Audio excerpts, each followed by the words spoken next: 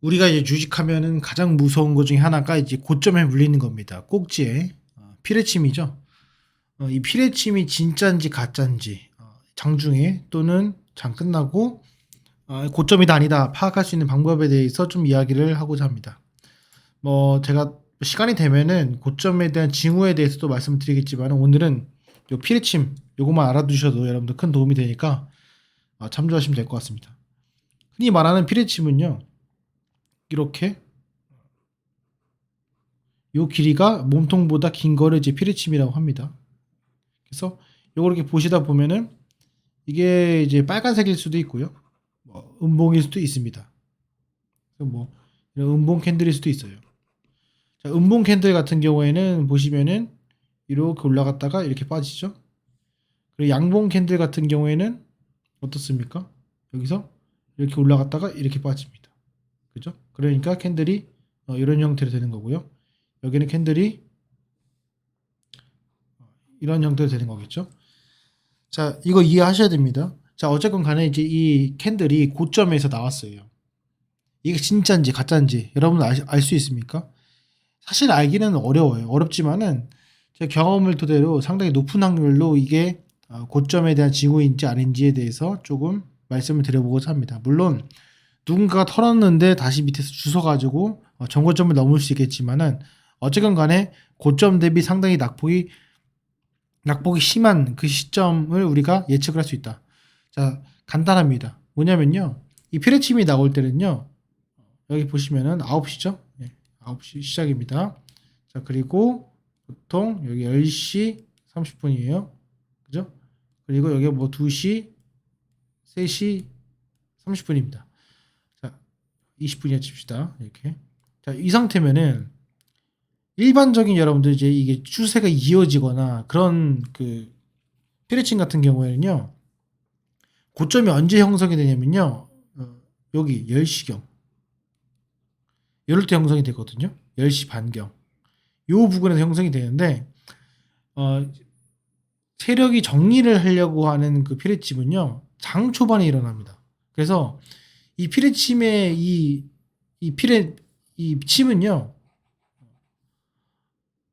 9시에서 10시 사이에 대부분 일어납니다. 여기서 끝납니다.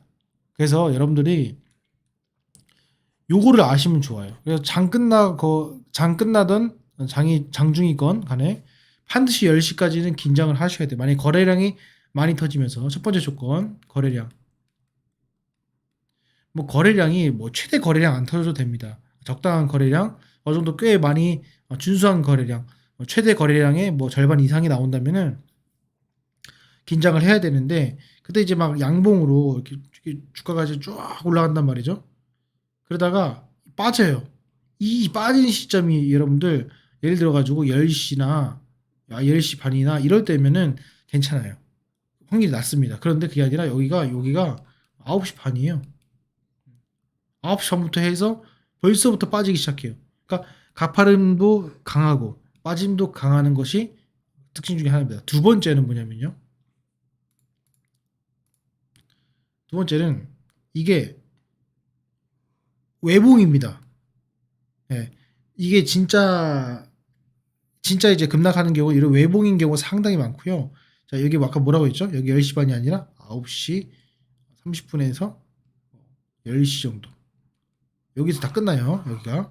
정상적인 거는 어떻게 됩니까? 여기 시프트 됩니다. 이렇게 돼요. 자, 근데 똑같이 외봉이어도 얘는 확률이 고점 확률이 낮고요. 얘가 확률이 높습니다. 그런데 그 다음 10시 이후에 어때요?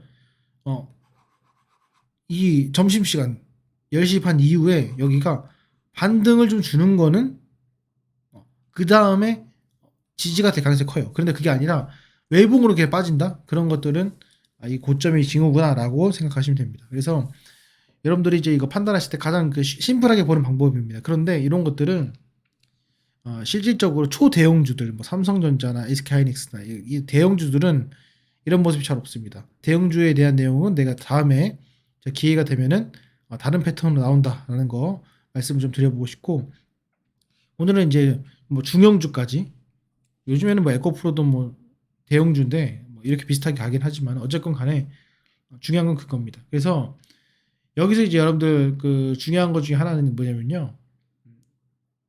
갭, 갭입니다. 갭.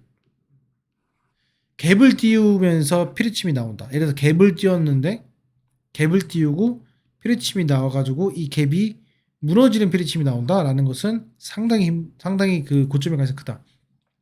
자, 예시를 보여드릴게요. 하나마이크론입니다. 자, 하나마이크론이 이렇게 있어요. 근데 지금 보시면은 의미 있는 뭐 것도 있겠지만은 자, 고점 대비 빠진 걸 보면 26% 빠졌죠. 고점 대비 빠진 거 23% 빠졌습니다. 의미 있게 하락을 했어요. 여기서 지금 여러분 30분 봉을 좀 보시게 되면요. 여기서부터 이만큼 많이 빠졌죠. 자, 이때 보면은 11월 8일입니다. 11월 8일 날 이날이죠. 이날이죠.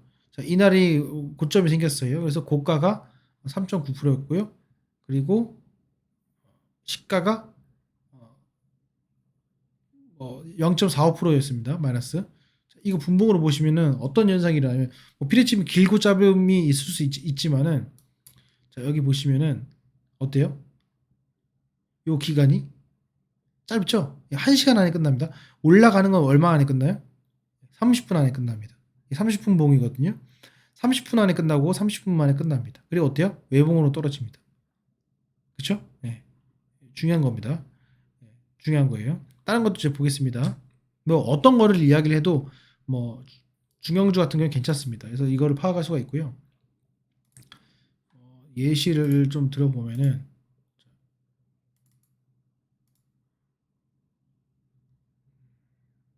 고점에서 떨어진 걸 보면은 제가 일부러 자 여기 보십시오. 자 여기 피리침이 하나 나오죠. 그죠? 자 이거 이때 보면은 고가가 4.4% 그리고 저가가 어떻게 됩니까? 마이너스 3%죠. 총 7.5% 정도의 갭 차이가 납니다. 9월 13일 날. 자 이거를 9월 13일 날 보시면은 요 날입니다. 요 날 9월 13일 날 보시죠? 요 날 이거 쭉 떨어집니다. 어때요? 예. 30분 만에 올리고 30분 만에 끝나죠. 어떻습니까? 외봉으로 끝나죠. 대부분의 그 피레침 같은 경우에는 상당히 시간이 짧습니다. 그러니까 짧은 시간 안에 올렸다가 짧은 시간 안에 빠집니다. 그게 장 후반에 빠지는 게 아니라 장 초반에. 그래서 여러분들이 장 후반에 빠지는 것들 있죠. 그런 것들은 약간 누르기 그리고 좀 가격을 좀 낮추기 위한 그런 방편일 수가 있어요. 하지만은 확실한 거, 그러니까 필요 충분히 되지 않겠지만은 이런 경우는 반드시 주의를 해야 된다는 겁니다. 자, 반대적인 얘기 좀 말씀드려볼게요. 자, 뭐 주가가 이제 급락을 하지만은 다시 이제 올라가는 경우들이 있습니다. 다시 올라가는 경우가 있어요. 자, 보면은 여러 가지 있겠지만은 피레침이 긍정적인 효과가 낼 때가 있습니다. 여기 보시면은 고점으로 됐다가 저점 빠진 게 어때요? 16% 정도 빠졌죠? 자, 그럼 우리가 7월 달에 여기를 보자고요. 7월 달에 7월 17일, 7월 19일. 자, 여기를 보면은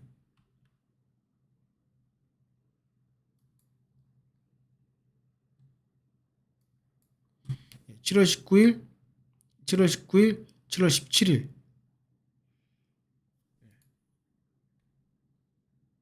이렇게 보겠습니다. 자,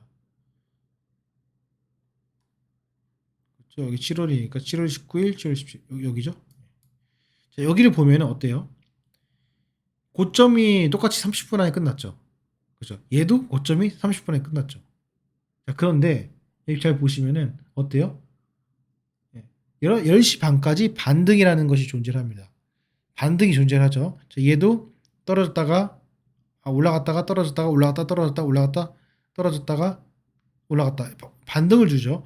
이런 거 같은 경우에는 피레침이 나온다 하더라도 또는 거래량이 나온다 하더라도 이것이 뭐 20% 30%씩 빠지는 그런 하락이 아닐 가능성이 크다는 겁니다.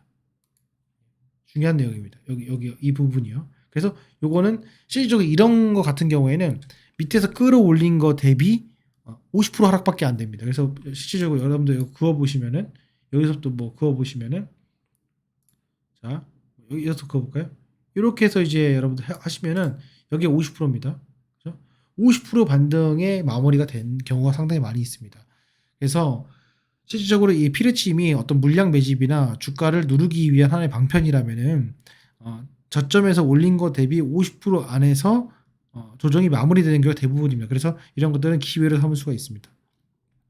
반면에 장 10시 이전에 피르침을 바로 형성하고 반등을 주지 않고 외봉으로 빠지는 그런 경우에는 상당히 높은 확률로 30%, 35%까지 급락을 할 수 있는 그런 경우가 상당히 많이 있다라는 겁니다. 그래서 이 점 여러분들이 꼭 참조하셔가지고 고점에서 여러분들을 하시는 데 좀 도움이 됐으면 좋겠고요. 반대로 이 고점이지만은 피레침이 나오면서 물량을 매집하는 경우가 있습니다. 그 부분에 대해서도 나중에 또 시간이 되면은 말씀을 좀 드려보도록 하겠습니다. 제가 이전에 2021년인가요? 20년인가요? 그때 피레침은 꼭 두려워해야 되는가라는 그런 내용을 올린 바가 있습니다. 그 내용도 영상에 올려놨으니까 참조해 보시고요. 도움이 되셨다면 구독도 해주시고 좋아요도 눌러주시면 더욱더 감사하겠습니다. 이 내용 여러분들 뭐 책에서 나오거나 그런 게 아닙니다. 여러분 꼭 숙지하시고 높은 확률로 여러분들이 구분할 수 있으니까 참고하시기 바라겠습니다. 마치도록 하겠습니다. 감사합니다.